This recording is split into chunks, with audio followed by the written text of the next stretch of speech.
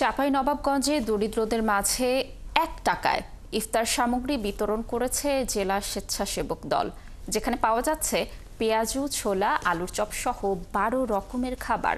প্রতীকী মূল্যে ইফতার কিনতে পেরে খুশি শহরের ছিন্নমূল ও কম আয়ের মানুষ।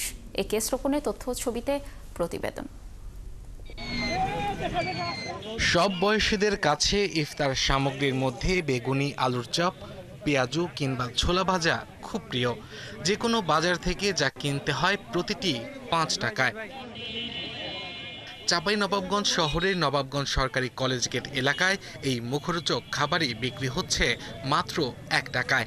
১২ রকমের পেট পুরে খাওয়ার মতো ইফতার কিনতে পেরে খুশি নিম্নবিত্ত ছিন্নমূল মানুষেরা। আমি প্রতিবন্ধী মানুষ, আমি পেলাম, আমারও ভালো হলো, পরিবার লেখাবো। গরিব মানুষ কিনে খাইতে পারি না, ওই একটা বিনিময়ে এসে করে খায়। ১ টাকা দাম আছে কি, খুবই ভালো লাগলো। এটাই আল্লাহ ওকে দেখ। আমরা ১ টাকা করে ইফতার করছি, পাইছি ১ টাকাতে। খুব আনন্দ করে মানুষ দিচ্ছে। স্বেচ্ছাসেবক দলের উদ্যোগে রমজানের প্রথম দিন থেকে এই ইফতারের ব্যবস্থা করা হচ্ছে, যেখানে বিকেল ৪টার পর থেকে ২ শতাধিক গ্রাহক পাচ্ছেন পছন্দের খাবার।